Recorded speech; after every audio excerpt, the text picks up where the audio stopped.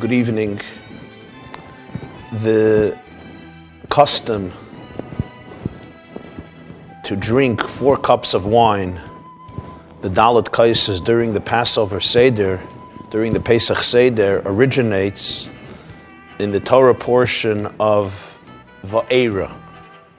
One of the explanations why the rabbis instituted the obligation for every Jew to drink 4 cups of wine during the Passover Seder is because in the Torah portion of Va'era, in the book of Shmos of Exodus, there are 4 expressions used for the liberation from Mitzrayim, from Egypt. When Hashem promises Moshe Rabbeinu, when Hashem promises Moses that he's going to liberate the Jewish people, in the beginning of Parshas Va'era, he uses 4 different terms: V'hoitzeisi, V'hitzalti, V'ga'alti, and V'lakachti. V'hoitzeisi, I will take them out. V'hitzalti, I will rescue them. V'ga'alti, I will liberate them. V'lakachti, and I will take them. The truth is that there is one more term in Parshas Va'era. V'hevesi, I will bring them. I will bring them to the land. In fact, there is one opinion, Reb Tarfon's opinion in the Gemara in Pesachim and Talmud Pesachim, that Pesach night we have 5 cups of wine. Not 4 cups of wine, but 5 cups of wine.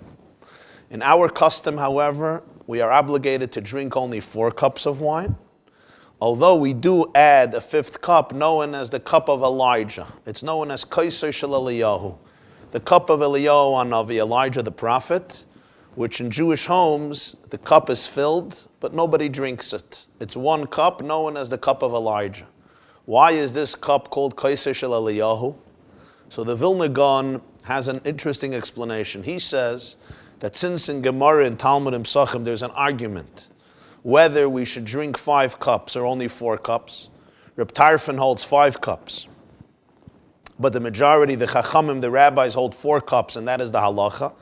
And nonetheless, it's not been resolved completely who is right. So therefore, we try to reconcile both opinions and to follow both of them. So in the Jewish compromise, we pour a 5th cup of wine, and we don't drink it. So we have a 5th cup, like Reb Tarfon says, and yet we don't drink it. And the Vilna Gaon says that's why it's called the cup of Eliyahu. Because in Jewish tradition, when Elijah the prophet comes to herald the coming of Moshiach, before the coming of Moshiach, Eliyahu Hanavi is going to answer all of the dilemmas and the questions and the doubts which the Jewish people have amassed over the generations. In fact, it's known that Tosfos Yom Tov writes in Tractate Ediyos, in Mishnayos Ediyos, that's one of the explanations for the word the Talmud often uses, teku. At the end of an unresolved question or dilemma, teku. Literally, teku means let it stand, which means we have no conclusion, we have no conclusive answer. But one of the acronyms of teku is Tishbi, Yitaretz, Kushias, Va'abayis, teku, Tishbi.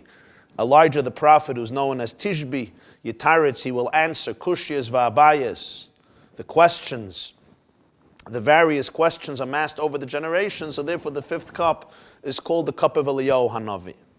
However, other poskim, other halachic authorities, the Chak Yaakov, the Shulchan Aruch Harav, the Alter Rebbe's Code of Law and Hilchos Pesach, they say that the Kaiser Shel Eliyahu is something else.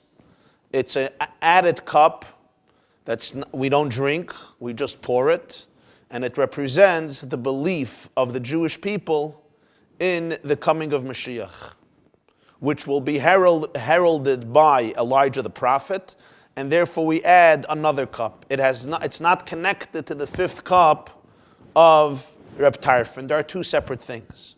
In any event, the 5th term used in Parshas Va'era, Vehevesi, I will bring, this represents the additional cup, the Kais Shel Eliyahu, the cup of Elijah. And this explains why we don't drink this cup. According to the second explanation, that Kaiser Shel Eliyahu, the cup of Elijah, is separate from the 5th cup of Reb Tarfon, which he holds we drink. But the Vilna Gaon says in order to reconcile both opinions, we pour it and we don't drink it. According to the other explanation, that the cup of Elijah, the fifth cup is connected to the coming of Moshiach, to the future redemption, it explains why it's not part of the first four cups, why it's connected to the fifth term, Vehevesi, I will bring you, because the first four terms represent the redemption that was. Vehevesi, the fifth term, represents the redemption that will be, the future redemption.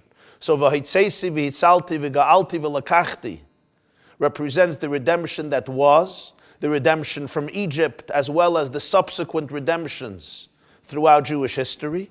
Vehevesi, I will bring them to the land. The ultimate redemption and the ultimate ingathering of all the Jewish people to the land of Israel will be with the coming of Mashiach. That's something of the future, and therefore that's not a part of the present Seder celebration of the past.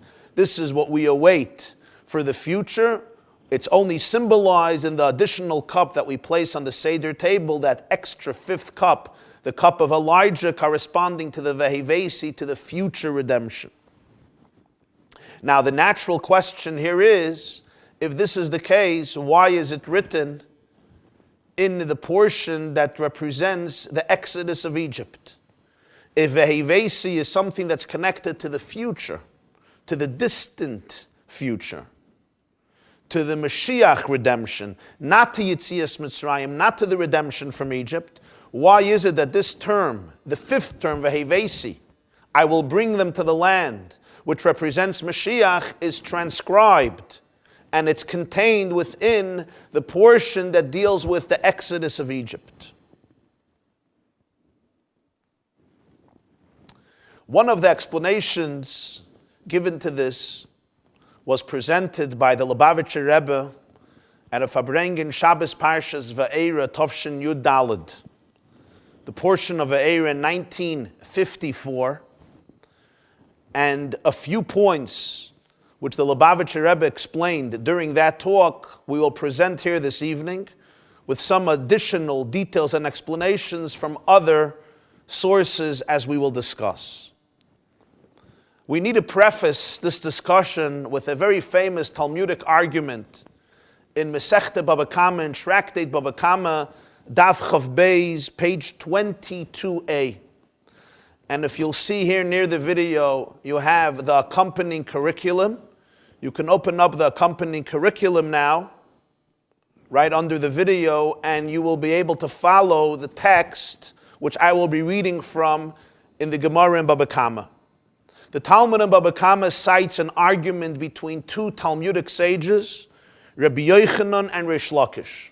Rabbi Yochanan amar ishay mishum chitzav, v'Reish Lakish amar ishay mishum amaynai.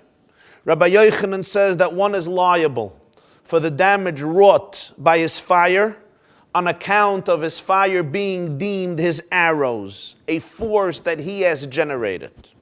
Reish Lakish disputes Rabbi Yochanan. He says one is liable for the damage wrought by fire on the account of fire being deemed his property. Let's explain the argument between Rabbi Yochanan and Reish Lakish. It's clear that if a human being ignites something directly, and as a result of it, that thing, that object is destroyed, he is certainly liable on the account of him inflicting direct damage, as though he destroyed an item by smashing it. A person can destroy an item different ways. You can smash an item and you're liable for it. You can ignite an item and therefore destroy it, and you're liable for it. The argument between Rabbi Yochanan and Reish Lakish is in a different case. The Torah in Parshas Mishpatim makes a person liable for what his fire destroys, even if he set the fire in his own premises, but he was negligent in failing to stop the fire from spreading to somebody else's premises. And then the fire travels from his own premises and destroys property in the other person's premises. So even though I ignited the fire in my own premises, and I am certainly permitted to do so, but since I was negligent and I failed to make sure that the fire does not spread, and then the fire went and spread and damages somebody else's property, so the Torah says in Parshas Mishpatim that the person is liable in this case. I'm going to quote the pasuk, which you also have in the curriculum. It's in Parshas Mishpatim. Ki seitzei eish umatza kaitzim v'nechal gadish oyakama yasada shalem yeshalem hamavir es habe'era. Which means, if fire goes out, if fire travels on its own, and it encounters thorns, and then it consumes the field of another person, the one who ignited the fire is responsible to pay. Now, Rabbi Yochanan and Reish Lakish, these two Talmudic sages, debate what is the definition of this liability, or what is the Torah's rationale for making one who sets a fire liable for that which is damaged through the spread of the fire. Rabbi Yochanan says, Ishay mishum chitzav, which means you're liable for the damage wrought by a fire as though the fire is deemed your arrows. Chitzav means your arrows. The Torah considers the spread of fire like the person's arrows, like his ongoing force. It's as though I shoot an arrow and I damage an object, or I damage or kill a person, God forbid. So this is direct damage coming from the person himself or herself. The same Rabbi Yochanan says is when I light a fire. When I light a fire, it's like shooting an arrow. Now the arrow travels and causes damage. I am responsible for that damage as though I smashed that item with my hands. I didn't do it with my hands, I did it with a bullet. I did it with an arrow.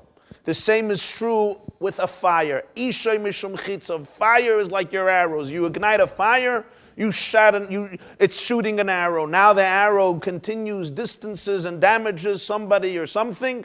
You're liable for that. Reish Lakish holds, Ishay mishum mamoinai. The Torah deems fire to be a person's property, and his subsequent liability for failing to prevent the fire from traveling and damaging is the concept of a person being responsible for what his property does. And when he fails to prevent his property, his mammon, from causing damage, so then he is responsible, just as you're liable for damage that your animal causes. If you have a dog, or you have a bull, or you have another animal, and the animal goes and causes damage, you're responsible. The animal is not you. The animal is independent of you, but the animal is your property. It's not like shooting an arrow, which is considered damage caused directly by you. You inflicted the damage directly. Rather, it's your property which caused damage. If I open a pit, I dig a pit, it's a liability. An animal falls into the pit. I'm liable for it. I didn't do it directly, but it's my property. I have to guard my property. My animal goes and causes somebody damage, or something damage, or another animal damage. I'm responsible for this. This is the argument between Rabbi Yochanan and Reish Lakish. Ishay mishum chitzav, your fire is deemed your arrows, or Ishay mishum mamoina, your fire is deemed your property. And the Gemara explains why Reish Lakish and Rabbi Yochanan argue. What's the rationale behind the argument? Why Rabbi Yochanan holds that it is not my property which caused the damage, but me, myself, I caused the damage. It's my force, it's like my hand, my arrow, my bullet, my fire. Where Reish Lakish says, no, it's like my property caused the damage. So the Gemara says that Reish Lakish doesn't hold like Rabbi Yochanan. Why? Because he says, Chitzav mikoiche kazli, hailoi mikoiche kazli. One's arrows travel through his force. The fire doesn't travel through his force. As Rashi says, fire spreads on its own. So therefore, Reish Lakish says, fire is not like an arrow. An arrow, I shoot the arrow, or I shoot the bullet, God forbid, and it travels generated from my force. So it's just like I could smash an object with my hand. I didn't do it with my hand. I did it with my arrow, which was sent by my hand, generated by my hand. But with fire, Reish Lakish says, you can't compare it to that. Fire is independent. I lit the fire in my backyard. I lit the fire in my porch, in my garden. And then the fire on its own, with the oxygen and the air, it traveled. It caught on wood, it caught on thorns, it caught on branches, and it traveled. So how could you compare it to me doing it? I lit the fire, but then the fire is on its own. And therefore, Rish Lakish says, it's like my property.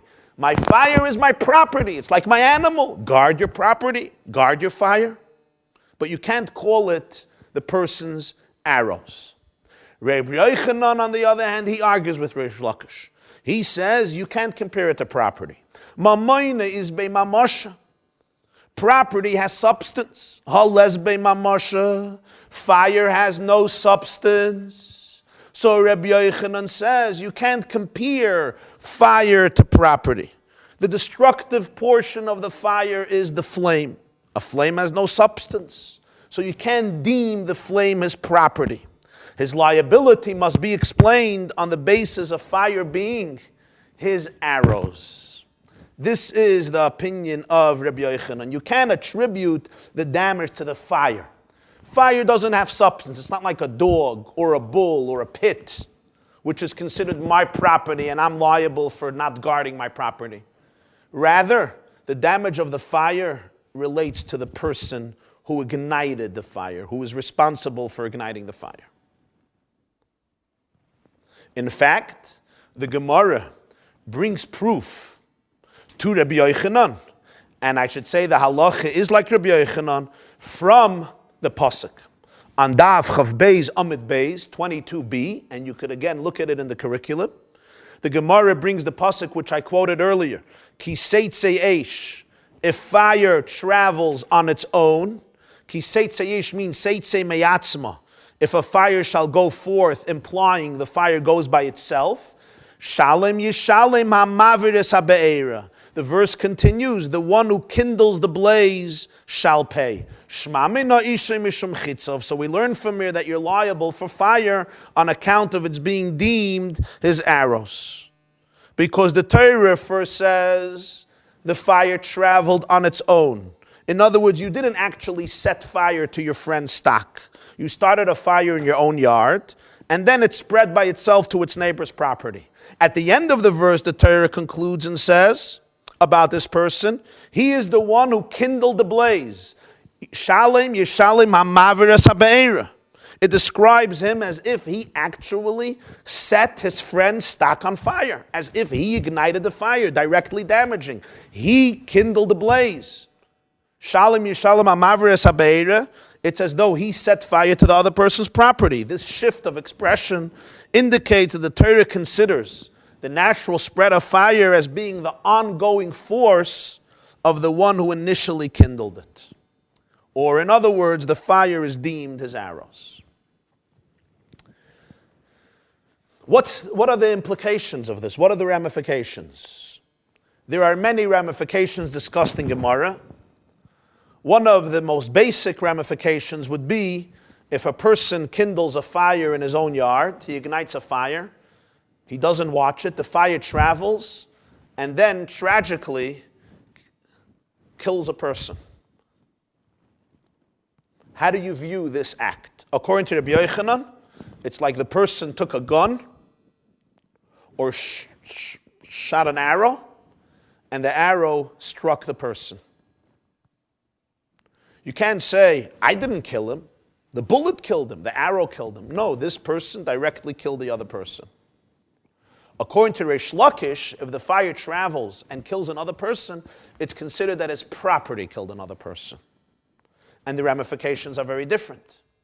For example, in the laws of death penalty for murder, one can only be obligated if he himself murdered another person, not if his property murdered another person. This is one of the basic ramifications and differences between the opinion of Rabbi Yochanan and the opinion of Rish Lakish.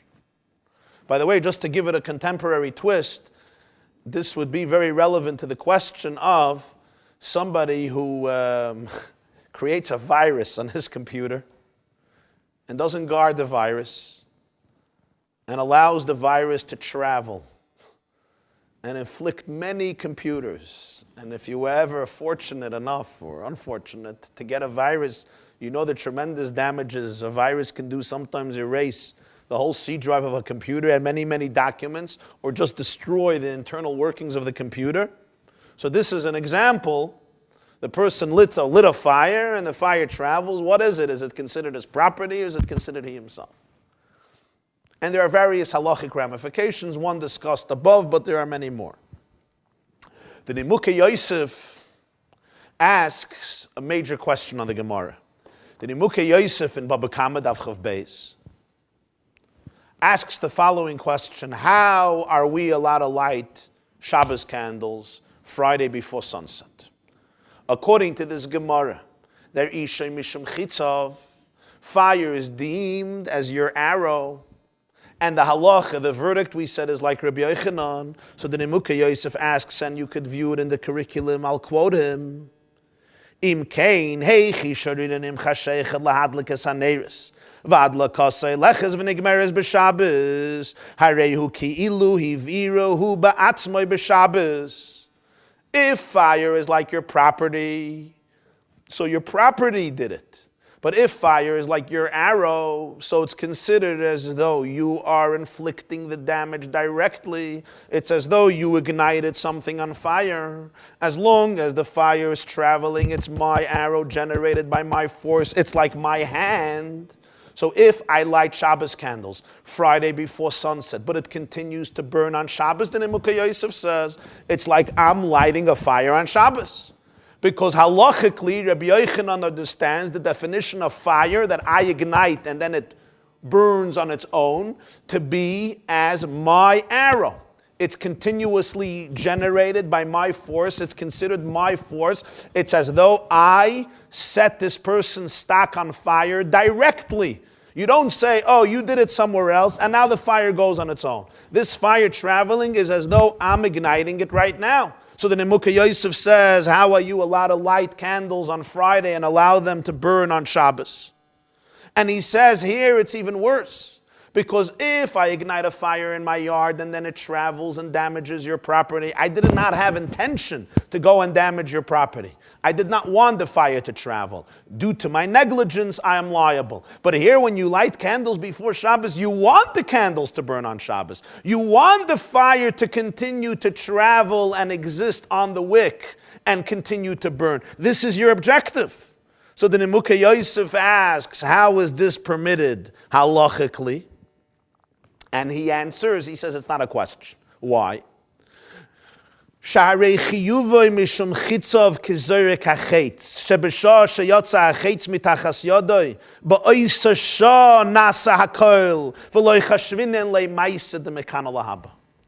Nimukei Yosef explains here what Rabbi Yochanan really means when he says Ishay Mishum Chitzov. He says what Rabbi Yochanan means is not that when you shoot an arrow, every moment that the arrow is flying is considered as though you're shooting the arrow at that moment. It means that the moment the arrow left your hand, we consider it as though the whole damage has been done. It's not considered something of the future. And the Nimukei Yosef says you can ask a question. Somebody shoots an arrow, the arrow goes and damages another person or somebody else's property. You say, what do you want from me? I couldn't bring it back any longer. I didn't want it to go and damage that person's property, but once the arrow left, I couldn't go and take it back. Or the same with the fire. He says, I lit the fire, and then the fire traveled. What am I supposed to do? I didn't want the fire to damage his property, but when the fire was damaging his property, about to damage, I couldn't go back any longer. I don't have that control. Obviously, this question, this justification will not stand in court. Why? Because we're not causing you we're not holding you liable for now. We're holding you liable for the moment you ignited it. We're holding you liable for that moment when that arrow left you. Then you did have control. We consider all the damage that inevitably comes from your act. We hold you liable for that because it's inevitable. The Nimukei Yosef says, what happens if somebody lights a fire and the fire travels and in the interim he passes away and then the fire goes and damages somebody else's property? So the ears say, well, what do you want? He's not responsible. He was dead. When this fire damaged somebody else's property, he was dead. So now you want to come to his estate an exact payment for the damages that his fire caused, when the fire caused damage, he wasn't living. So what, you're holding a dead person responsible for something? The answer obviously is, when he lit the fire, he was alive. And he did not guard the fire. So that's the moment we're holding him responsible for. In other words, we look at all the damage the fire caused as something inevitable from the moment he ignited the fire, and therefore he is responsible. So the Nimukei Yosef says, when you light your Shabbos candles before Shabbos, we don't say every moment of Shabbos you're lighting a candle. No, you lit the candle before Shabbos. Lav kamanda adlik hashta biyadayim, ala kamanda adlik meikara, ki aschil me'erev Shabbos aschil, kamanda agmerei biyadayim ba'uidne de les be'yisr chashav. When you light the candle, everything that happens to the fire happens at this moment. It's like when the person shot the arrow. Everything happens at this moment. And this is what Rabbi Yochanan meant. That when I light a fire, I send the arrow. And if that fire goes and damages somebody else's property, I directly damage that property. Because this fire was my arrow. But when did I damage it? The damage is considered the moment I ignited the fire. According to this, there's a great question. In Acharonim, in various Svarim, in various books of halachic literature, there's a gewaldige question. Who is the one who holds that Isha Mishum Chitzav? Rabbi Yochanan. The Gemara, the Talmud, in Shraktei Tainis, Mesechta Tainis, Daf Chav Tesam et Aleph 29a, look in your curriculum. The Gemara says that on the 7th day of the month of Av, the Gentiles went into the chamber of the holy temple, the Beis HaMikdash. On the 9th day of Av, before dark, Hitzisu es ha'or, they ignited the temple on fire. This was the 9th of Av, before dark. And it continued to burn throughout the 10th day of Av. So the fire began, the temple was set ablaze the 9th day of Av before nightfall. Not the 8th day of Av before nightfall, the 9th day of Av before nightfall. In other words, a few moments before the night of the 10th of Av, Motzai Tisha B'Av. And then it burned throughout the 10th of Av. And therefore, Rabbi Yochanan said, the Gemara says in Tainis,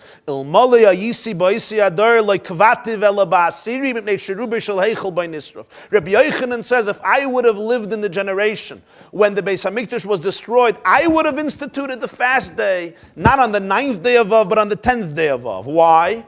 Because most of the Beis HaMikdash was burnt on the 10th. True, the fire was ignited at the end of the 9th. But it was right before nightfall. So most of the actual burning, when did the temple go up in flames? Not on the 9th of Av, on the 10th of Av. So why are we fasting on the 9th of Av? Because it began. So the other rabbis disagree. They hold Aschalta de Pura Nisa Differ. The main thing is when it began. But Rabbi Yochanan said, practically speaking, most of the temple was destroyed on the 10th day of Av. That should be the fast day. According to this explanation of the Nimukei Yosef, there is a major contradiction here between the two statements of Rabbi Yochanan.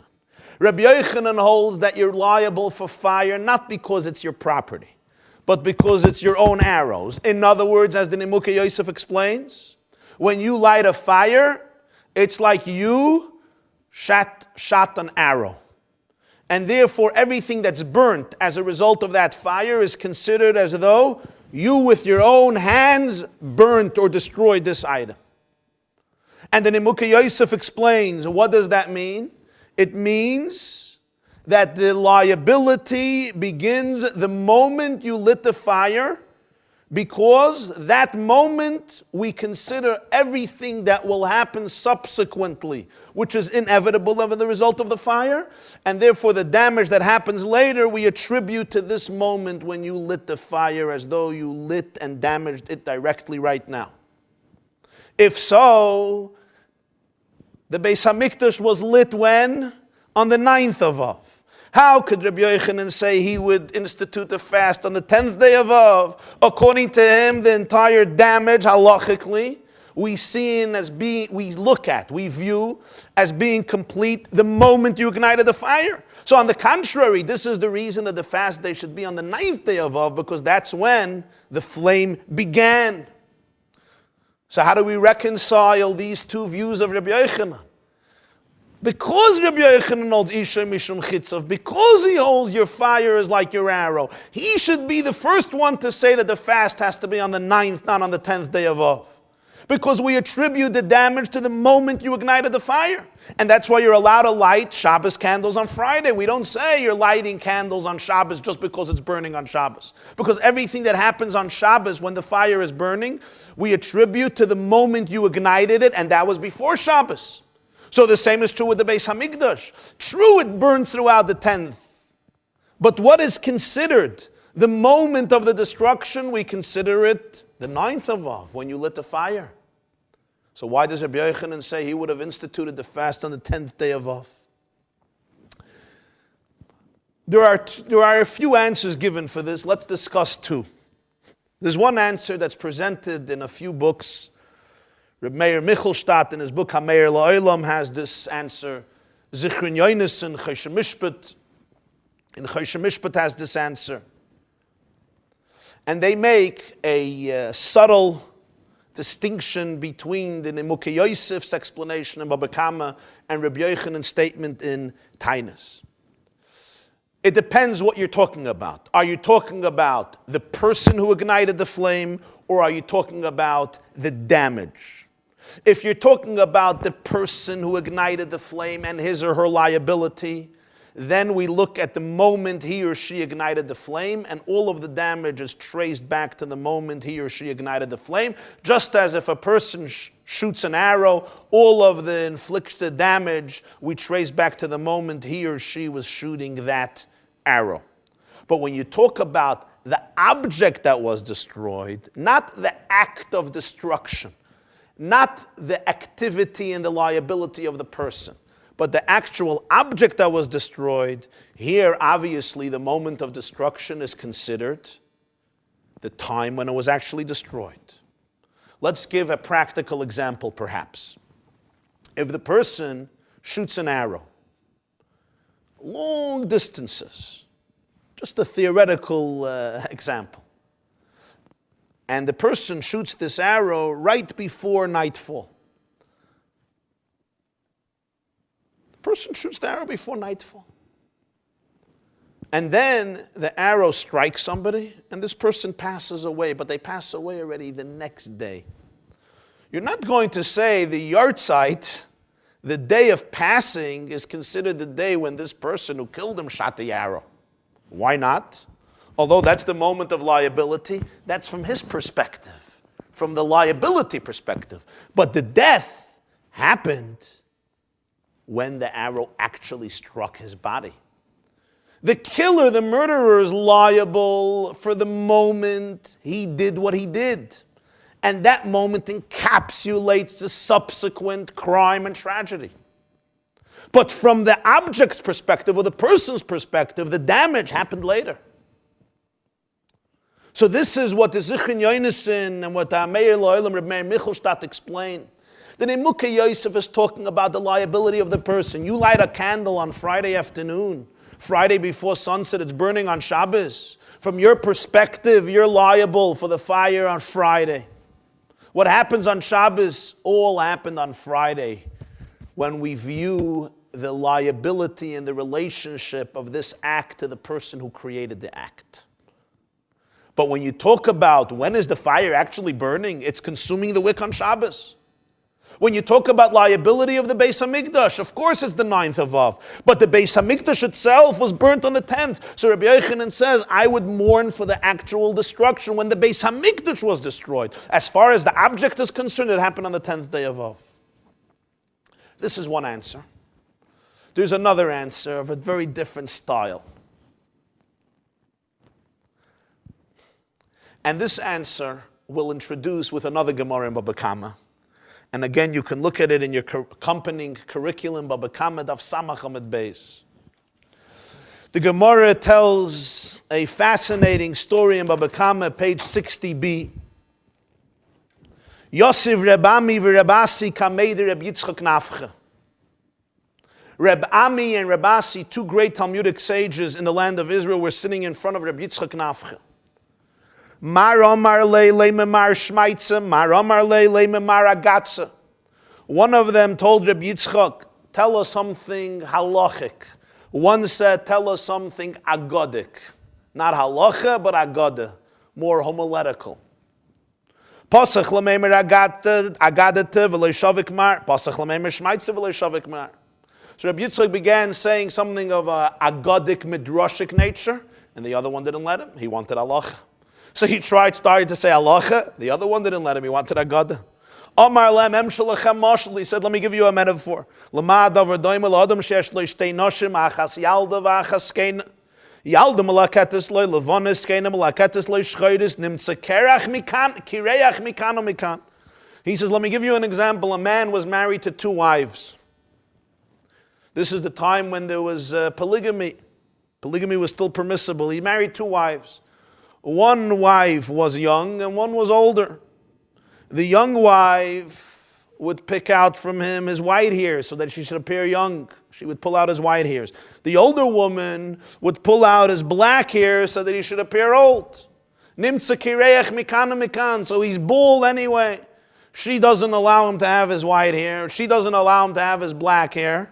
So what happens? They're both pulling out all of his hair, and this became a famous expression. Kireach mikano mikan. He's bald from here and there, from both sides, and therefore he's left without any hair. So Rabbi Yitzchak Nafka gave this metaphor. He said, you're telling me to say halachi and not letting me say agada. You're telling me to say agada and not letting me say halacha. I can't say anything.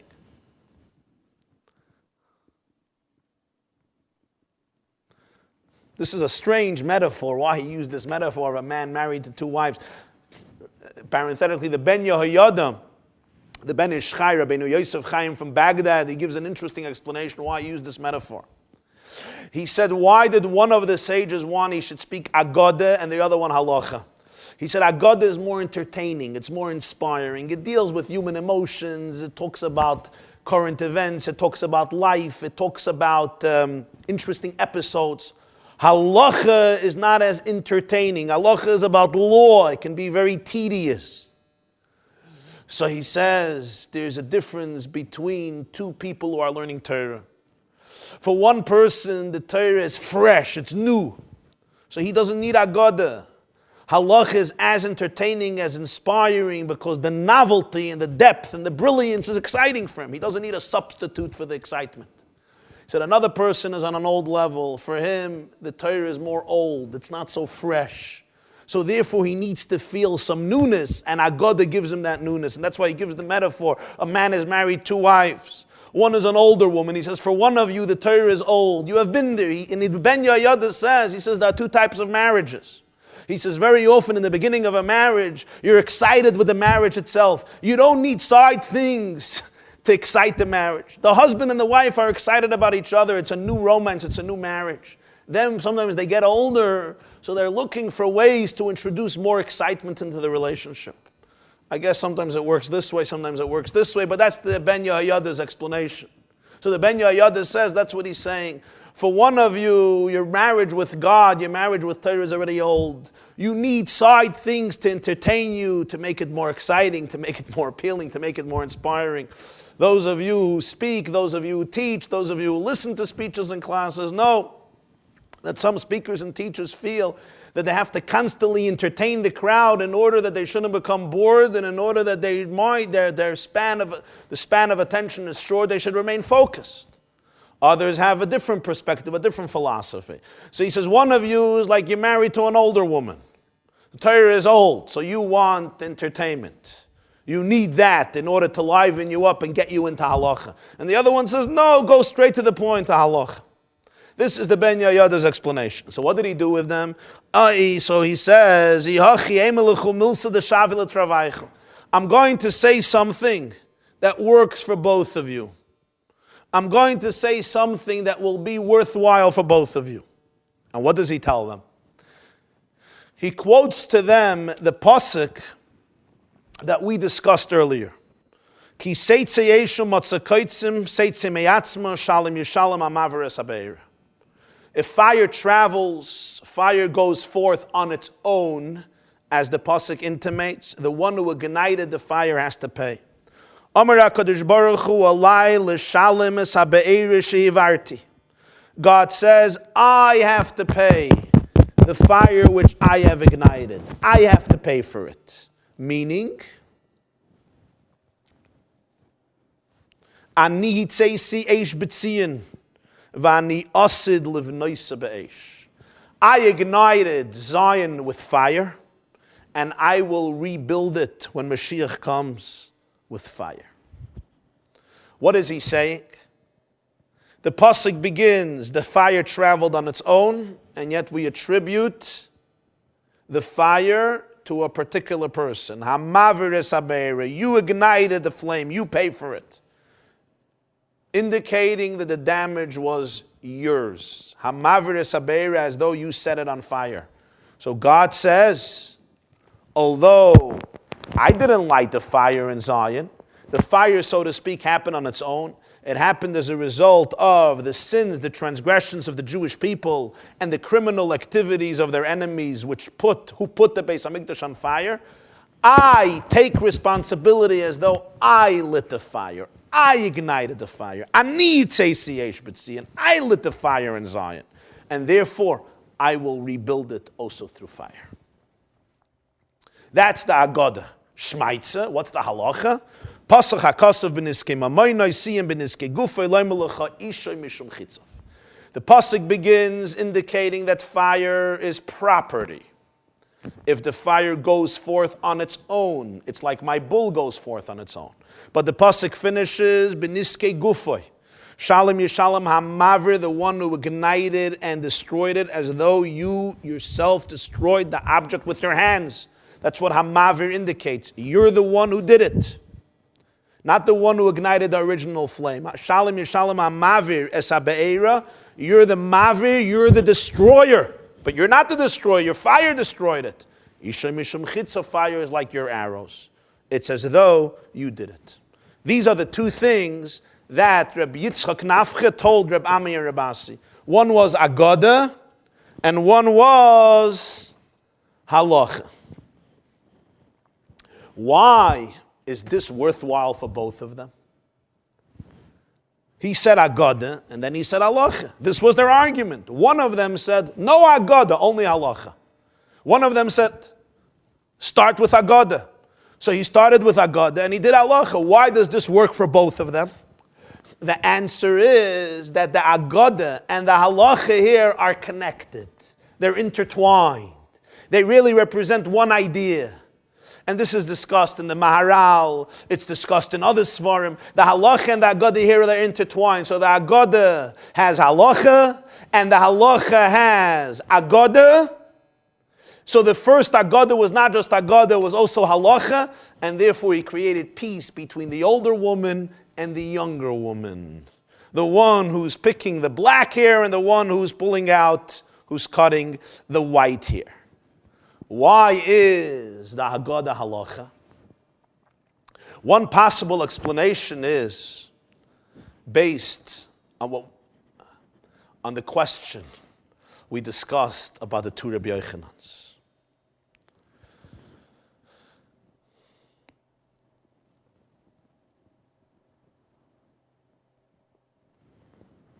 There is a famous Mechilta and Rashi in Parshas Ha'azinu. God says, "Im shanoisi barak charbi v'soiches b'mishpat yadi." When I sharpen the arrows of my sword, I hold justice in my hand.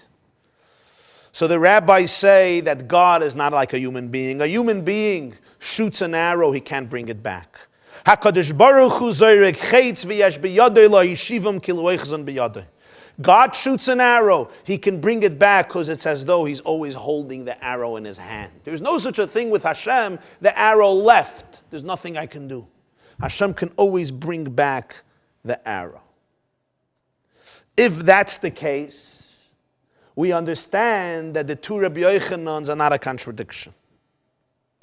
The Beis HaMikdash, who burned the Beis HaMikdash? Who burned the temple? So the Gemara says here in Baba Kama, Ani tzeisi eish b'tziyin. I'm the one who put the fire on the temple. True, it looks like Babylonia did it. It looks like Rome did it. But the truth is, Ani Tzesi, it's my house. It's my Beis HaMikdash. So if it's God's fire, so it's not like a human fire. A human fire, like an arrow, once you light the fire, done. You can't bring it back anymore. All the subsequent damage is traced back to the moment you ignited the fire. But when you're dealing with God's fire, God's arrow, every moment is new because every moment He can take it back. So the damage we trace to the moment when the damage happened, not to the moment when the arrow was shot. So therefore, when it comes to the Beis HaMikdash, Rabbi Yochanan says the 10th day, not the 9th day. Even though Ishay Mishum Chitzav. This explains the Gemara beautifully. Rabbi Yitzchak Nafka says, Ishay Mishum Chitzav, you're deemed liable for your fire as though it's your arrows. The question then is, why does Rabbi Yochanan say that we should fast on the 10th of Av? It should be on the 9th of Av when the fire was ignited. On this, Rabbi Yitzchak Nafka says, Ani tzesi yesh b'tziyin. Although it looks like the fire is traveling on its own, the fire happened on its own, not from God, but really it's my fire. It's not Babylonia, it's not Rome. It happened through people, it happened as a result of the activities of people, but it's my fire. If it's my fire, then it's a different type of arrow. Then it's a different type of fire. So the halacha and the Haggadah here are intertwined. I once saw an explanation. This explains, the Klei Yakar asks a great question in Parshas Tetzaveh. It says that Aaron and his children should kindle the menorah me'erev ad boker, from night till morning.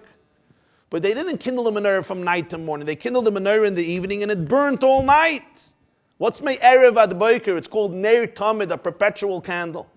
According to this, we can answer it. It happened through Aaron and his children, but it was a fire in the Beis HaMikdash.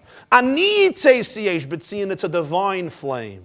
And therefore, this flame you attribute that moment. Me'erev ad boker, from night till morning, it's as though Aaron, the Kohen, perpetually kindled the flame because he is an agent, an emissary of God, and therefore God's arrows, Hashem's arrows, he can take back, his fire can take back. So it's not like when I light a candle on Friday, it's a human flame. This is a divine flame. It's Me'erev.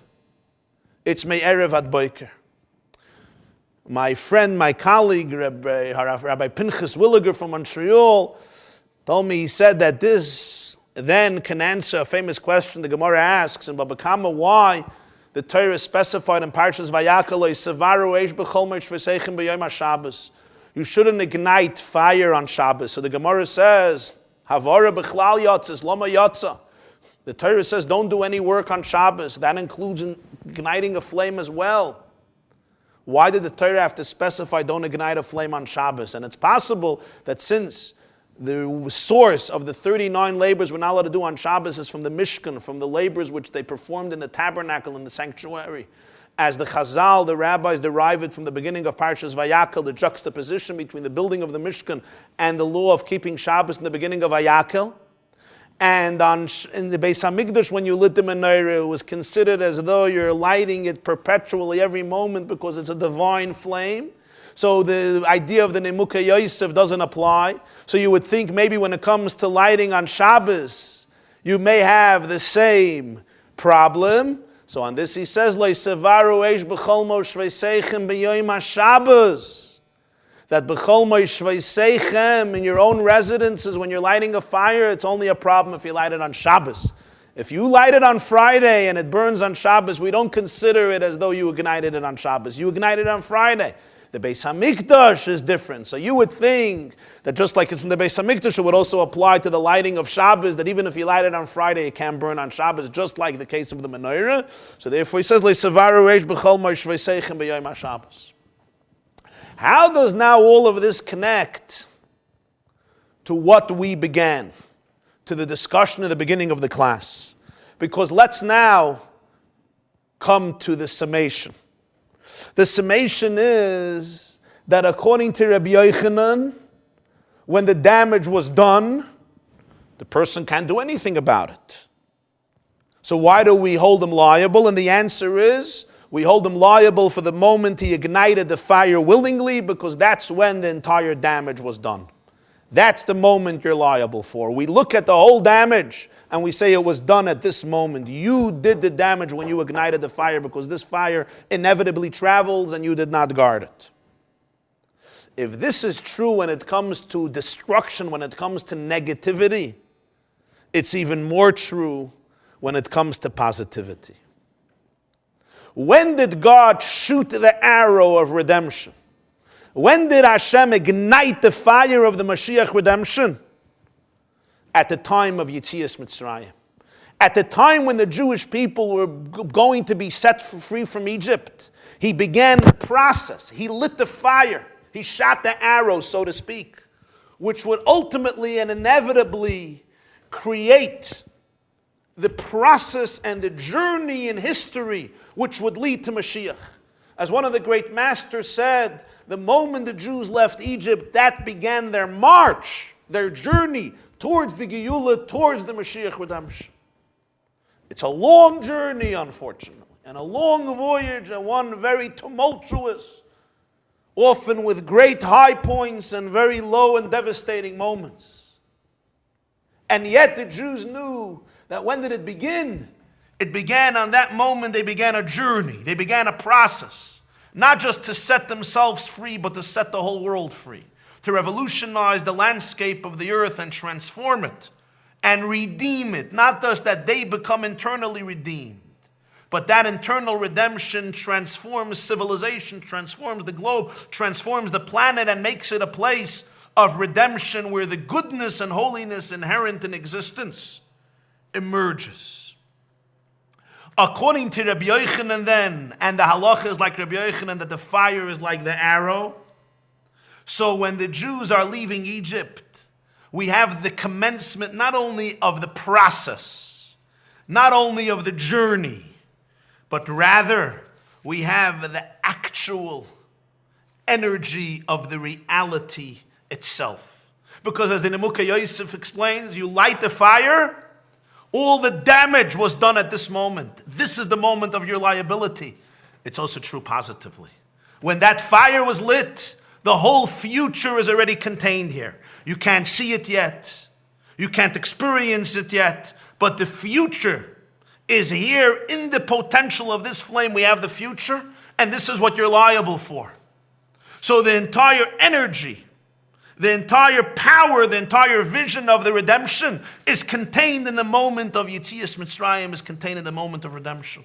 And that's why the word Vehivesi says by Yetzias Mitzrayim in Parshas Va'era. Not only the first four expressions, but also the fifth expression. Now, of course, you're going to ask, we just made a distinction between the human being and God. God can bring back his arrows. God could bring back the fire.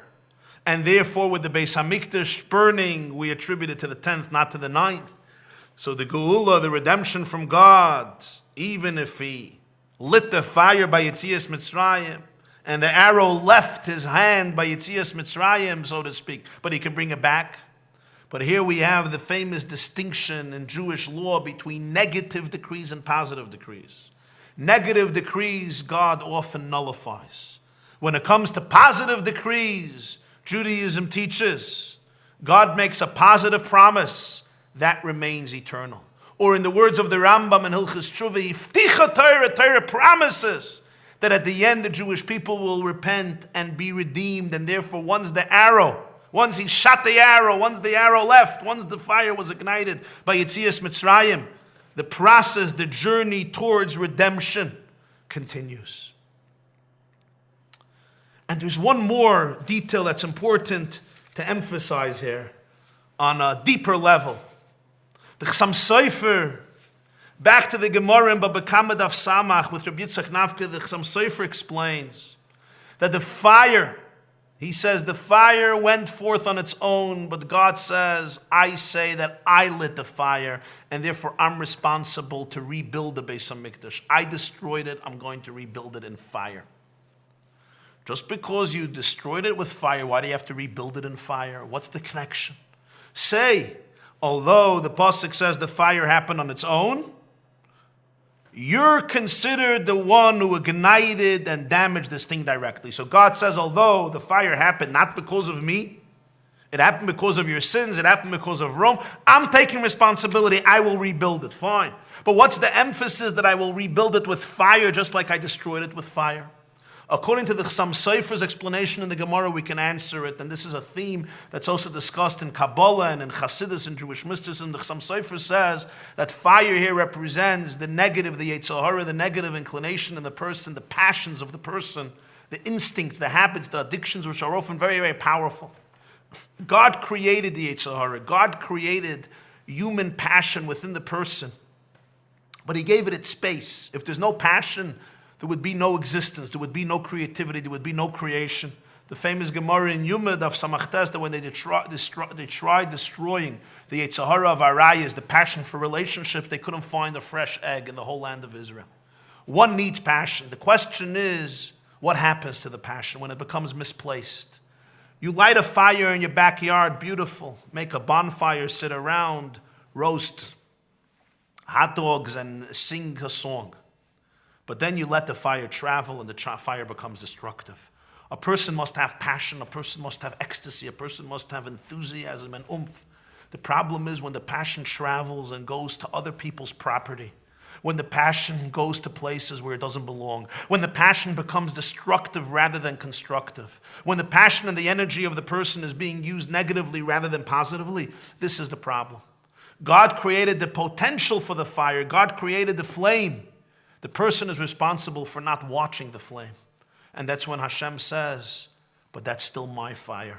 I take responsibility for that fire. I lit the fire in Zion, and therefore I will rebuild it also with fire. The way it's rebuilt is not by destroying passion, not by destroying fire, but rather by reorienting it, by using the passion of the person, the enthusiasm of the person, the creativity of a person for goodness, for holiness, for kindness, for something that will build his soul and build other people's souls rather than be destructive. It's not a kunst to get rid of the fire. You have to use the same fire to rebuild the Beis HaMikdash. This also explains the difference between Rabbi Yochanan and Reish Lakish, perhaps. Reish Lakish, whom the Gemara says that he was a gangster, he was a robber, he was a person who fell very, very low, and then Rabbi Yochanan took him out, schlepped him out, married him off to his sister, they became brothers-in-law. Reish Lakish understood where passion can take a person. Reish Lakish says, Eishay mishum hamoinai. Fire is property. True, God created the fire initially in your courtyard. It's His property. But then the animal, the fire goes and it can travel very, very far. Rabbi Lakish knew that. Rabbi Yochanan, however, said, Rabbi Yochanan came from a different perspective. He always remained in the world of holiness and sanctity. He said, Ishay mishum chitzav, the fire is his arrow. Ultimately, God takes some type of accountability for the fire because He created the fire. Ani hitzei yesh b'tzion, I ignited the fire in Zion. I allowed the passion to sometimes become misplaced and ultimately burn the holiness. And therefore, I will rebuild. I will rebuild it in fire. Ishay mishum chitzav. It's God's flame, Rabbi Yochanan says. And thus, in summation, since Ishay mishum chitzav, when Yetzias Mitzrayim, when Jewish history began, the long journey, in that history, they already had contained the entire vision and energy and future of redemption, which allowed and continues to allow the Jewish people to march on in the long voyage from exile to freedom. May it be speedily in our days. Good night.